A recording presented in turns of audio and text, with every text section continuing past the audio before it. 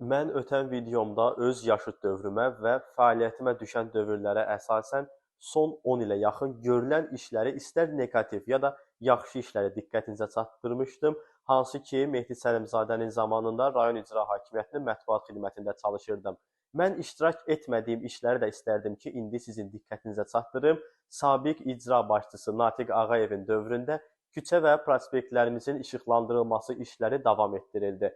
Asfaltlanma işləri də davam etdi və yaxşı haldır ki, Mehdi müəllimdən sonra əsas yol olan Heydər Əliyev prospektini bağlayan yol açıldı və sakinlər üçün gediş-gəliş asanlaşdı. Amma Natiq Ağayevin də fəaliyyəti boyunca rayonda olan bəzi tənqidi mövzuları da işləyib paylaşırdım.